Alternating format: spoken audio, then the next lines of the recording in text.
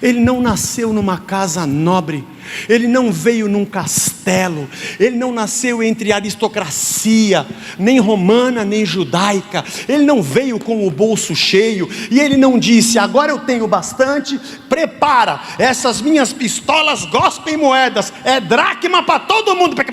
Não foi assim. Se você está passando por mudanças, despedidas ou transições, esta mensagem vai trazer alívio e encorajamento. Assista até o final e deixe seu comentário. Às vezes, porque a gente está estudando, estou sempre para lá e para cá com um livro, ou mesmo no seminário, devo voltar o ano que vem, com algumas discussões sobre quem é salvo, quem não é salvo. Aqueles que creem mais na linha da eleição, de que salvos são só os eleitos. Os outros que dizem que não tem isso, que o importante é se a pessoa toma a decisão ou não. Estou aqui simplificando teologia, que também não é o foco dessa manhã. Essa semana também fiz uma postagem de um cantor popular sobre uma música que eu acho muito, sobre as canções dele que eu acho bonita, uma declaração dele sobre a vida, sobre dinheiro. E tem gente que me procurou comentando sobre: mas ele era salvo, não era salvo? Ele ia para o céu, não ia para o céu? Ele cria em Deus, não cria em Deus? E às vezes eu olho todas essas discussões que existem em torno da soteriologia, da salvação, da eleição, da predestinação, da decisão dos calvinistas, dos arminianos. Eu olho para tudo isso e falo assim: dá licença, posso entrar na conversa? Por acaso tem alguém aqui preocupado com quem está perdido e sofrendo? Ou você quer só justificar a sua teologia? Você está querendo descobrir quem tem o pensamento certo? Quem tem a teoria, a doutrina correta para dizer eu estou certo? Porque no fim das contas, eu acho que o que Jesus fez foi olhar para quem estava perdido e ter compaixão. Não me preocupa se a minha teologia está certa ou não, eu queria ver todo mundo salvo. Queria ver gente que sofre encontrando o caminho da cruz. E o reino de Deus trazendo vida para quem está morto. Então meu papel é sair pregando e anunciando o Evangelho. Mas o que me chama a atenção nessa canção, até pelo fato de não ser uma canção gospel evangélica, disso também tem muito pouca importância isso. Mas quem escreveu pensava em Deus, eu não estou nem aí para o que ele pensava, eu estou interessado nas palavras que estão aqui, que são verdadeiras. Aliás, de uma pessoa fora do nosso sistema religioso dizer: eu que nem creio, mas eu só vou orar e pedir a Deus alguma coisa porque eu vi gente humilde sofrendo. E eu me lembrei dessa canção e eu só recitei aqui a letra que eu me lembrei. E aí o Marcelo sabia tocar, eu falei: não, às 11 eu vou cantar, porque se alguém estiver vendo, me convida para o Popstar na próxima. O prêmio parece que é alto, né, irmão? Aí, poxa vida, ainda fico famoso. Mas não é interessante alguém dizer: eu não creio. Mas quando eu vi essa gente que vai em frente sem nem ter por quem contar, não ter com quem contar, que dá vontade de chorar, por isso eu volto a crer, ou eu começo a crer. Vivemos num mundo onde todo mundo quer encontrar a sua satisfação. Aliás, você pode fazer cursos para te ensinar como você otimiza os seus recursos, como você tem melhor desempenho profissional, para que você se dê bem. Como você pode desenvolver novas aptidões, para que você possa se dar bem. Você pode aprender como você se comporta, como você fala, toda a tua linguagem, a tua narrativa, sobre como influenciar pessoas para que você cave novos espaços e oportunidades, seja no mercado de trabalho, seja numa entrevista, ou até mesmo no amor. Como me torno atraente através da roupa que eu uso, do estilo que eu tenho? Como me torno desejável? Como posso seduzir oportunidades e pessoas para que eu cave espaços e me dê bem? É interessante quando você conversa com alguém e diz assim: e aí você, ou algum jovem, você vai fazer uma faculdade, pensa em aprender alguma coisa, estudar? Não, estou trabalhando, estou ganhando dinheiro já. Ou seja, eu só estudaria e agregaria conhecimento se isso me desse resultado.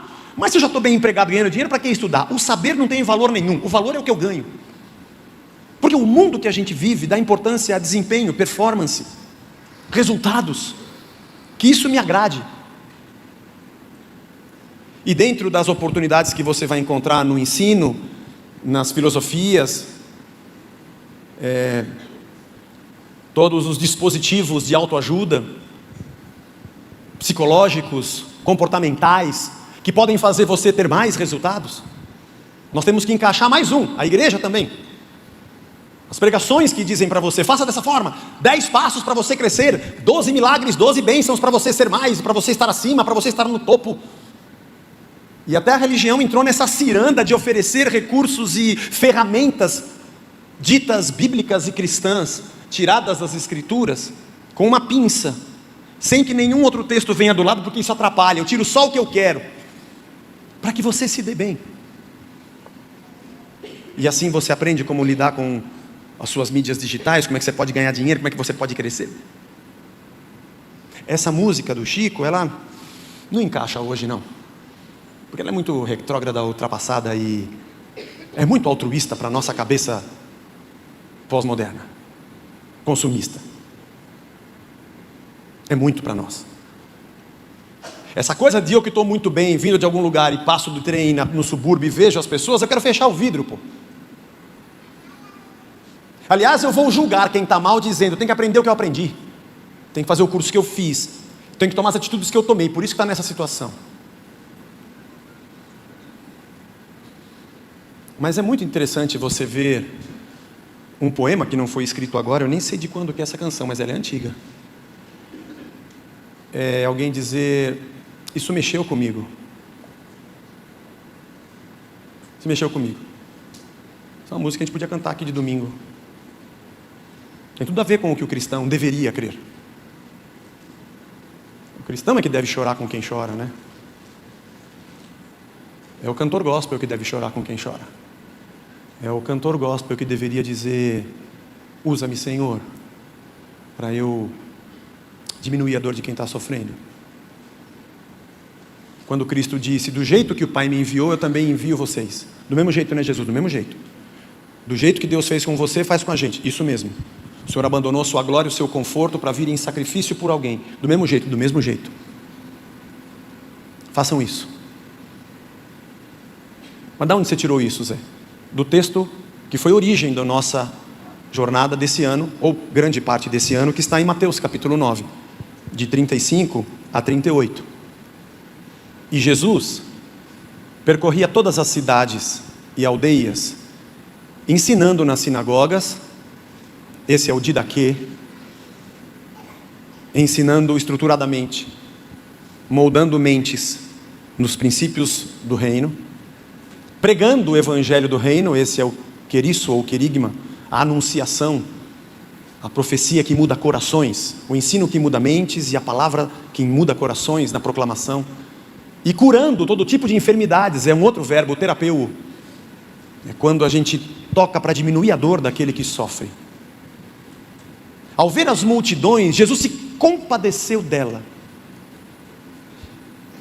Esse compadeceu, splaginomai, splaginizomai, é um verbo difícil de falar no grego. Ele significa o seguinte, as entranhas se mexeram. Parece que aquela cultura tinha a ideia de que sentimentos de amor e compaixão vinham daqui, ó.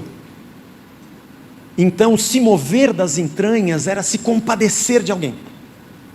E é esse termo que o Mateus usa para dizer o que Jesus sentiu.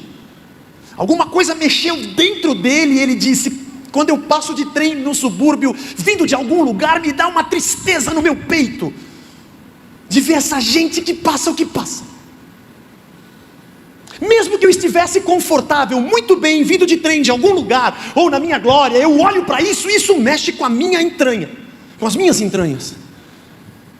Ele se compadeceu delas porque elas estavam aflitas, exaustas, como ovelhas que não têm pastor.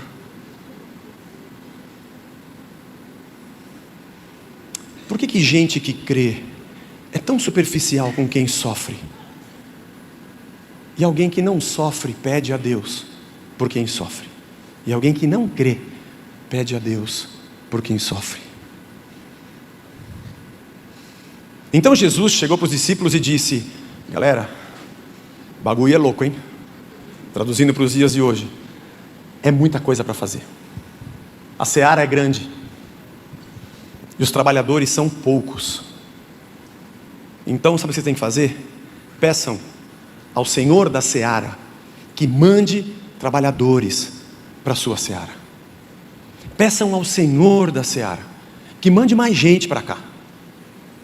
E estudando um pouco esse termo, quando a gente tem no Novo Testamento, em algumas situações nas epístolas, que se fala sobre envio, o verbo utilizado é o verbo apostelo, que é da onde vem o substantivo apóstolos, né?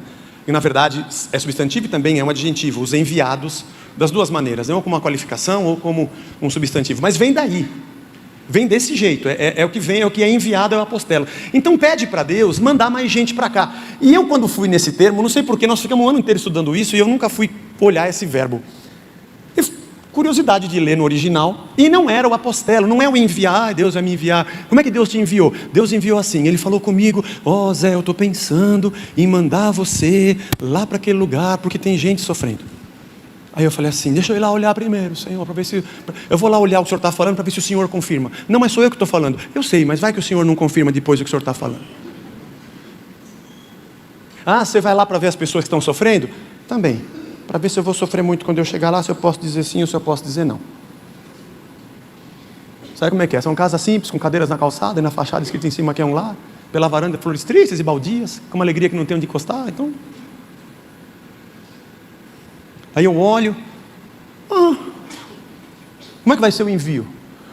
Eu vou te enviar com todo o meu poder. Bom. Os anjos vão à frente para abrir o teu caminho, meu servo. Eu vou. E eu vou te suprir, vou encher o seu bolso e vou te abençoar. E fala, eu recebo.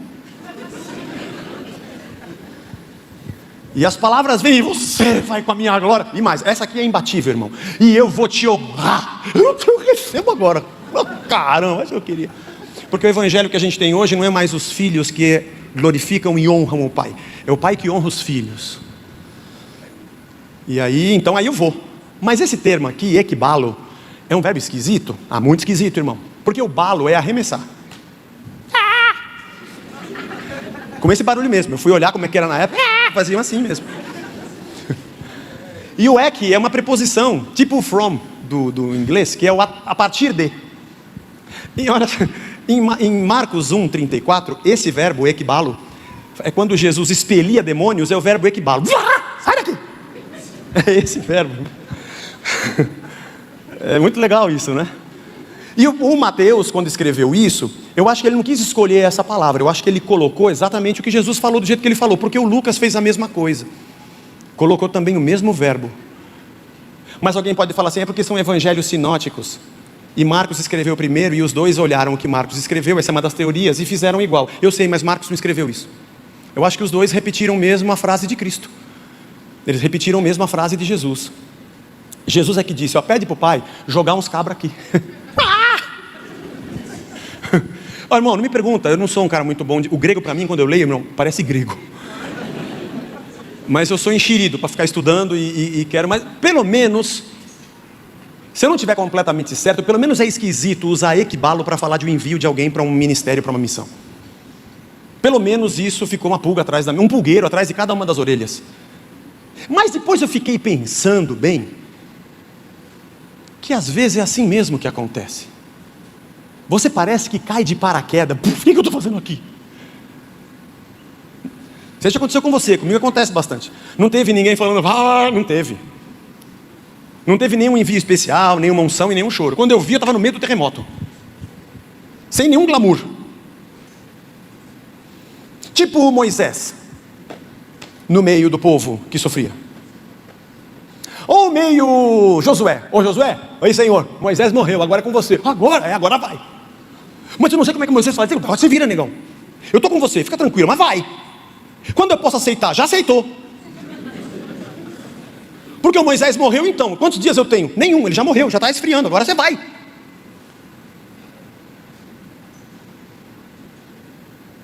Ainda que tenha toda a beleza do Espírito Santo que age nisso, e acho que tem, e a gente vê isso na palavra, mas quantas vezes você se viu no meio de um maremoto e perguntou, o que eu estou fazendo aqui?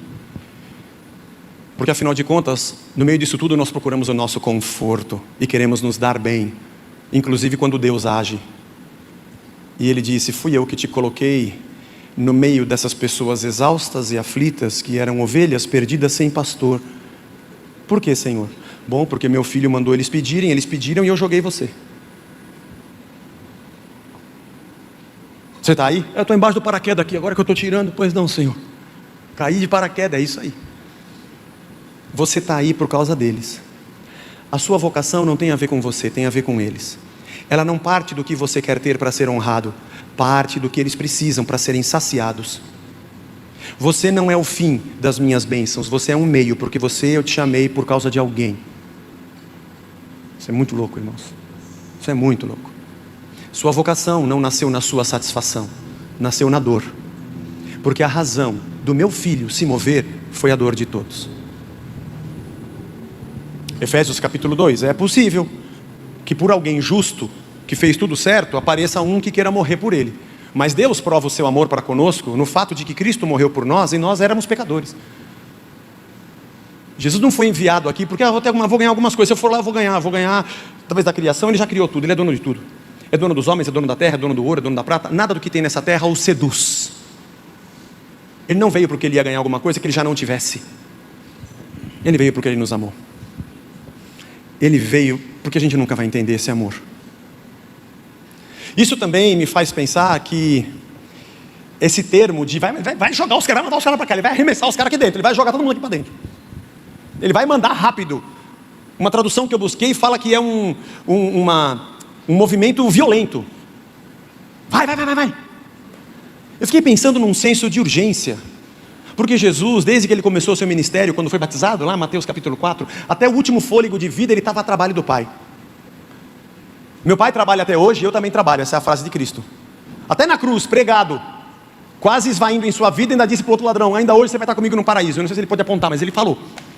Porque mesmo crucificado, ele ainda estava gerando vida. Pai, ou filho, eis a tua mãe, eis o teu filho. Quase morrendo, ele disse, Pai, perdoa-os, porque eles não sabem o que fazem. Eles estão tudo perdidos, eles não sabem nada. Eles estão morrendo, sucumbindo sem entender. Que sentimento eu e você, como cristãos, precisamos ter? Primeiro, e essa é a minha palavra pastoral a toda a igreja, no fim da nossa série, Periago. Que no final, ao findar esse ano, essa série de estudo, nós tenhamos nos tornado pessoas mais prontas para ouvir a Deus, seguras, porque Ele também envia outros mensageiros que são resposta para a nossa oração na nossa dor. São eles que vêm quando a gente ora. O irmão que está aí do seu lado. Espero que cheguemos ao final dessa série, você dizendo, eu preciso ser uma resposta à oração que Jesus fez. Manda mais trabalhadores. Quando Deus olha para a fila para arremessar mais um, eu sou o primeiro. E vou. Me manda, Senhor. Agora eu entendi porque eu vim parar aqui. Vim parar aqui para fazer isso. Espero que ao final dessa série, alguma coisa tenha acontecido com todos nós. De nos tornarmos mais sensíveis à dor, porque é ela que nos move. Provérbios diz que é melhor estar na casa que tem luto do que na casa que tem festa. Na casa que tem festa, está todo mundo enchendo a cara porque está tudo bem. Mas na casa que tem luto, o homem se depara com o seu fim e ele para e pensa na sua vida. E isso é muito bom. É na dor que a gente entende como Deus é bom. É na dor que nós aprendemos a humildade. Quando a gente está muito bem, sabe quando você está bem, não tem nenhuma conta atrasada, tudo bem com você, a tua saúde está bem, sabe? Aquela coisa que você vai já aconteceu com você de passar o cartão no caixa com um monte de compra no carrinho e ele não passar? Irmão, isso é terrível. Primeiro que você fica sem graça, aí você pega o cartão e esfrega na camisa porque você acha que é mau contato. Não adianta, irmão, tem chip agora. Aí você fala alto, porque parece que o mercado inteiro está sabendo quando isso acontece. Né? Mas tinha saldo. Ninguém nem viu, é só entre você e o caixa, olha, declinou. Mas tinha. A gente fica todo acusado. Pela risada eu já vi que já aconteceu com você. Então, tudo certo. Bom é quando você tem um outro que funciona. E quando não tem nenhum? O que você tem que fazer? Tem que deixar toda a compra lá, né? Tudo lá. Mas você tem uma saída boa. Eu vou ver o que está acontecendo, eu vou ali no caixa e volto, tá? Deixa aqui, mas sabe que você não vai voltar. Quando for 9 da manhã, ou lá pela 1 da manhã, quando o funcionário fala, quem largou isso aqui no caixa? O pessoal falou que ia voltar, não voltou nada. Ele falou para os outros ouvir, mas ele sabe que não tem nada, ele foi embora. Isso acontece com a sua compra quando você deixa lá, irmão. Com a minha também, já aconteceu. Ou quando a esposa consegue ligar para o marido: escuta, o que aconteceu? Estou passando aí. Ainda salva a gente ainda. A dor põe os 2 pés da gente no chão, para falar assim: menos. Eu acho que quando está tudo bem, eu tenho sobrando, aí tem alguém ali que precisa, e eu falo: legal, eu tenho sobrando e eu sou um cristão. Se eu sou um cristão e eu tenho 2, é porque eu tenho que dividir com quem não tem. Somos jovens crentes que amam ao Senhor. Ama ao Senhor. Usamos a Bíblia todo dia. Mentira. Em oração com alegria. Mentira também. Vamos parar. Vamos lutar. Nunca. Tudo mentira. Com a certeza e a firmeza. Mentira. Não tem firmeza nem certeza. Vamos sem temor. Mentiroso. Você vive morrendo de medo. Sim, jovens crentes que amam ao... Não ama nada. Eu cantava isso quando era pequeno. Isso é a declaração da nossa hipocrisia. Mas vale a pena. Cante com todos os pulmões, mesmo sendo mentira. Acabei com o corinho. Aí, eu falo: eu tenho 2. Vou dar um tostão da minha generosidade. Abre o vidro. A esposa o quê? Abre o vidro. É bom quando for numa esquina, toca a trombeta que eu vou dar uma esmola agora. E às vezes nós oramos: Senhor, me abençoa, porque tu sabes que se sobrar, eu vou dar. E a gente acha que essa oração ela é correta, porque se Deus me abençoar, se o Senhor me prosperar, se o Senhor me multiplicar, se o Senhor me honrar, tu sabes que meu coração é teu. E eu dividirei com quem não tem. E acho até que você divide mesmo. Não estou dizendo que você não divida, não. Só que Cristo não fez isso. Ele não nasceu numa casa nobre. Ele não veio num castelo. Ele não nasceu entre aristocracia, nem romana, nem judaica. Ele não veio com o bolso cheio. E ele não disse: agora eu tenho bastante, prepara, essas minhas pistolas gospem moedas, é dracma para todo mundo. Não foi assim. Ele não veio porque estava sobrando. Ele disse: eu abandono a minha glória, eu vou nascer onde não tem nada, filho de um carpinteiro. Eu vou nascer no meio do povo judeu, bem no momento que são subjugados pelos romanos, e na Galileia dos gentios. Não vou ter onde reclinar a cabeça. Nada em mim vai ter formosura para que alguém me deseje. Mas eu não vou repartir porque eu tenho sobrando, porque eu decidi ir sem ter. Eu decido repartir, para ensinar para o meu povo, que a gente atender a dor de alguém, não é porque estamos bem, porque nós nunca estaremos. Se você confiar que estar bem é de acordo com o que você acumula, tua pobreza de espírito é maior do que você imagina, no pior sentido desse termo, não no melhor. Todos nós somos uma resposta para todos nós, para a cidade que a gente vive, na simplicidade das coisas que fazemos. Entendemos a urgência do Cristo que até o último fôlego ainda repartia, para dizer: não importa se eu tenho só um pouquinho de farinha e um pouquinho de azeite. Sempre nós lemos o texto da viúva de Sarepta e batemos palma para a multiplicação da farinha e do azeite. E o que nos move a repartir a farinha é saber que vai multiplicar. Mas a viúva, quando doou, não sabia que ia multiplicar. Ela doou para ficar sem. Nós é que somos gananciosos e lemos o fim da história, e o nosso foco está na multiplicação da farinha e não no coração da viúva. Porque somos gananciosos e mesquinhos. E nós só fazemos se tivermos alguma coisa em troca. Porque somos movidos pelo nosso ventre, que é o nosso Deus. Mas os nossos olhos deveriam estar na viúva. Que o Elias falou: não, fica com você, como é que eu vou tirar de você e do seu filho? E eu vou comer. E ela falou: mas tudo bem, a palavra de Deus diz para você me dar que não vai faltar. E como é que eu acredito em você? Eu vou te dar. Não. Se eu ficar sem também, um pouco de farinha, um pouco de azeite, se eu comer agora eu duro mais 2 dias. Se eu não comer, duro 2 a menos. Em vez de durar 12 dias, duro 10. Eu também, que vai morrer mesmo. Tomara que seja mais rápido. Repartir. Espero que ao final dessa nossa série sejamos uma igreja um pouco mais generosa, um pouco mais dadivosa, um pouco mais crente, eu também, que compreendamos a obra de Cristo e sejamos um pouco mais adoradores, olhando para o que Cristo fez, dizendo: Senhor, o que o Senhor fez por mim? O Senhor veio morar aqui na minha dor. Pensa bem, Cristo tinha duas opções onde ele poderia morar: na Trindade ou na dor humana. Não tinha terceira opção. Não estar na dor humana era estar na Trindade. Ele escolheu estar na dor humana e morar no nosso meio. Isso precisa nos fazer de verdade adoradores. E quando alguém disser para mim: por que você está cantando? O que Deus fez por você agora? Não importa o que Ele fez agora ou semana passada. Eu estou cantando pelo que Ele é e tudo o que Ele representa para mim, independente do que possa ter acontecido agora ou não. Isso é apenas um detalhe. Ele é o meu Pai, Ele é meu Senhor, Ele é o Cristo que se entregou por mim. A minha vida é dEle. E por que você está repartindo se te falta? Porque eu não dou porque eu tenho, eu dou porque eu amo aquele que reparte e eu reparto também. Eu faço porque aquele que me amou fez por mim. E aquilo que de graça eu recebi, de graça eu também dou. E digo isso em todos os aspectos. O que você deve pensar menos agora é no dinheiro. É na oração que você oferece ao teu irmão que está ao teu lado, sinceramente, quando você ora por ele aqui a cada domingo. É a tua dedicação, a tua vida entregue na palavra e na comunhão do Espírito para ser luz e sal, aonde você estiver, 24 horas por dia, 7 dias por semana. É o teu coração aberto para ouvir aqueles que precisam ser ouvidos.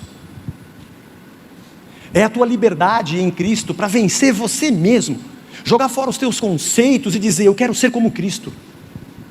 Dentro da minha casa e nos limites aonde eu estiver, eu quero ter todas as minhas ações e reações nascidas na fonte chamada Evangelho do Reino. Eu quero ser uma nova criatura. Eu espero que nós sejamos, ao fim dessa série, que nós tenhamos dado passos importantes na construção de uma comunidade de gente que anda contra a maré, que é grata a Deus, que é fiel ao que Cristo fez por nós, e que não consegue dar de ombros para a dor do próximo, independente de ter sobrando ou não, porque às vezes nós não temos para dar porque não nos sobra, mas nem oração a gente dá, nem preocupação a gente dá, não nos tira um pingo de sono. Aliás, temos uma teologia. Na nossa teologia, ele está daquele jeito porque ele merece. E eu sou melhor do que ele. Deus olhou para mim e eu não mereço, eu mereço coisas melhores. E na minha teologia que eu inventei, Deus está retribuindo aquelas pessoas que sofrem pelo mal que elas fazem. Eu sou bonzinho, não faço mal, por isso que eu estou sofrendo menos. Talvez a sua teologia do orgulho, do pedestal, te coloque nessa condição. Mas é só você passar o cartão no banco e ele não passar, que Deus já quebra rapidinho essa tua. Para colocar cada um de nós com os 2 pés no chão e quem sofre entender também quem sofre, porque só quem sofreu sabe entender quem sofre. Contei aqui hoje pela manhã uma vez um jovem pastor ia fazer um primeiro velório, e ele me disse: Zé, o que eu falo no velório? Eu nunca fui num velório falar. Às vezes a gente faz uma celebração, a gente louva a Deus pela vida da pessoa que partiu, agradece, conforta a família, mas eu disse para ele: nem muitas vezes não é necessário você dizer nada, porque não sei se você sabe, irmãos, mas o dia que eu morrer e você for no meu velório, eu não vou ouvir nada que você vai falar. Fala o que você quiser, né? Essas coisas que acontecem, soltar a notícia de que o fulano faleceu, e depois aparece: não, eu estou vivo. Se acontecesse comigo, assim, o Zé faleceu, tal, o que eu faria? Eu ficaria bem quietinho, depois eu ia na festa só para estragar. Mentira! Eu ia na festa depois.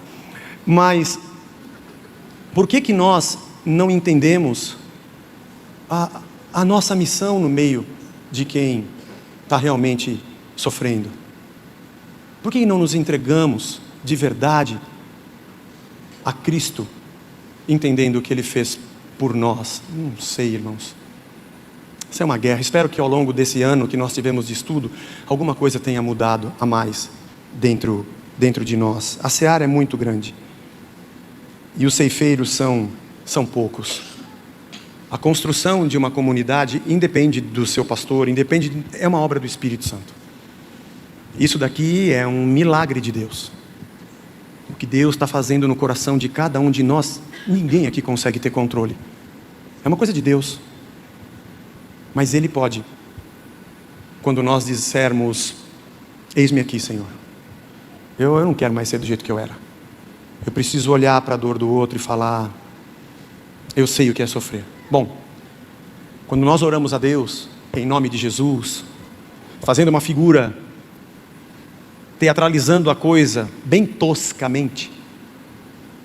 É como se Jesus dissesse ao Pai na Trindade: eu sei o que Ele está pedindo, porque eu sei o que é sofrer. Talvez o melhor caminho do cristão aprender a ser luz e sal no meio das trevas e da podridão é ser parte dela. Por isso eu não consigo conceber que o cristão pense que ele é a última Coca-Cola do deserto e que eu vou resolver esse país com a minha ideologia, seja ela filosófica, religiosa, política, ou política religiosa, filosófica, sei lá o que for, porque eu sei e estou no topo. Porque o segredo de ser uma resposta é saber que eu também estou na escuridão e também estou na podridão, também sou um pecador. Não fosse pela graça, não fosse pelo Senhor que me iluminou e me salvou, eu também não sou nada. Nós todos somos vasos de barro, que quebra fácil. O valor está no espírito que enche o vaso, está no óleo que não somos nós. O valor que temos não é nosso, é dele. E porque sofremos e sabemos o que é sofrer, nós podemos dizer que conhecemos o Deus que sofreu e andou conosco no meio da dor. E eu disse a esse jovem: não se importe com o que você vai dizer, esteja lá, esteja lá. Aquela família não precisa das suas palavras. Talvez o que ela precise seja você dizer: olha, eu estou aqui. Você faz uma oração? Faço. Se vocês quiserem, eu faço. Você pode dizer algumas palavras? Posso. Mas deixa eu te perguntar uma coisa: como é que você está? O filho, a esposa, o esposo, sabe? A mãe, o pai. Como é que você está depois disso? Daqui você vai para onde? Você pensa em dormir em casa mesmo? Quer dormir na minha casa essa noite? Como é que vai ser você entrar em casa sem ele, sem ela? O dia que você for mexer nas coisas e tirar, me chama, eu estou lá com você. Ah, você está pensando em mudar de lugar? Eu te ajudo a achar um lugar. Você já viu como é que faz para cuidar da documentação? Deixa comigo, eu estou aqui com você. O que mais você precisa? Você comeu? Você descansou? Será que eu vou buscar uma roupa para você? Porque eu e você já passamos por situações que não tinha como mudar. Eu e você já passamos por situações que você não tem o que fazer. E eu sei que ninguém que está ali ao meu lado pode mudar porque não tem o que fazer. Mas como é bom quando alguém diz: mas eu estou aqui. E eu falo: obrigado. Eu estou aqui, estamos juntos. Você não está sozinho. E eu sempre digo aqui que eu não posso impedir que alguém sofra. Eu posso impedir que alguém sofra sozinho, isso eu posso. Que ao fim dessa série nós sejamos essa igreja mais solidária no Espírito, gratas ao que Cristo fez por nós. E talvez nossa verdadeira alegria transcenda a qualquer tipo de movimento sentimental. E não tem nada de errado a gente ter sentimento, chorar, rir, pular e se alegrar. Mas que a origem de tudo seja uma gratidão profunda à obra de Cristo, que veio andar no meio da nossa dor. Algumas delas ele tirou, como se fosse um sopro. Teve outras que ele não tirou, mas que parece que ele me ajudou a passar, e eu passei. E teve outras que eu sei que não vão acabar, faz parte da vida e ela vai acabar, mas ele está comigo no meio da jornada. Tem desertos que ele me livrou, teve outros que ele me fez passar junto com eles e me ajudou a resolver, e teve outros que ele disse: isso aqui não vai passar nunca, mas eu sempre vou estar com você. Vai ter espinho na carne que eu vou orar várias vezes, ele vai dizer: minha graça te basta, eu estou com você. Talvez se Paulo fosse em alguma igreja evangélica hoje, diriam: Paulo, você não tem fé. Quantas vezes você orou para ele tirar o espinho? 3. Orou pouco, faz uma campanha de 59 dias, você vai ver como é que não sai esse espinho. Tem pouca fé, você não tem persistência, você não tem foco. Então tem espinho que eu acho que Deus tira, tem outro que ele me ajuda a tirar, e tem outro que ele fala: Zé, vai ficar, tá? Esse aí é seu. Independente de eu falar assim: eu não aceito. Não tem que aceitar, eu já dei. Não está na conta a sua aceitação. Mas Paulo diz: é esse espinho que me esbofeteava como um enviado de Satanás, da parte de Deus. Eita ferro! Para que eu nunca me ensoberbecesse e mantivesse os 2 pezinhos no chão. Senhor, obrigado por todas as vezes que o Senhor tirou a minha dor e me socorreu. Muito obrigado, Senhor. Deus te abençoe. Porque na minha dor o Senhor veio e vape. Segunda gratidão, Senhor, muito obrigado. Porque teve dias que o Senhor não tirou a dor, mas o Senhor me fortaleceu. E aquela situação, não aconteceu um milagre assim, mas o Senhor foi me dando sabedoria, e quando eu vi eu consegui resolver, porque o Senhor estava comigo. Obrigado, Senhor. E eu quero te agradecer pela terceira coisa, por todas elas que o Senhor não tirou e continuam comigo, porque são elas que me fazem ver que o Senhor está presente, me sustentando no meio da dor. Obrigado pelas 3, Senhor. E quero dizer ao Senhor que ter tirado a dor, me ajudado a vencer algumas ou outras permanecerem, não interfere em nada no meu amor pelo Senhor, porque eu sei que o Senhor é Emanuel, Deus comigo. Espero que essa série tenha nos feito gente que despertou numa maturidade de caminhada com Cristo, alegres pelos milagres, prontos no fortalecimento e serenos quando a dor permanece, aprendendo e crescendo com todas elas, mais irmãos, mais presentes, mais generosos, com mais comunhão, mais fortalecidos na fé e mais prontos na missão, porque tem muita gente humilde, sem nem ter com quem contar. Te dá vontade de chorar. Sejamos nós os ouvidos ao chamado de Deus. Quando Ele falar, equibalo, eu vou te jogar lá para dentro, manda, posso te mandar? Pô! Quando eu falei pode, já foi. Já estou lá, eis-me aqui, Senhor, manda a gente para lá. Sentiu-se encorajado por esta mensagem? Deixe seu comentário e compartilhe para abençoar outras pessoas. Até a próxima!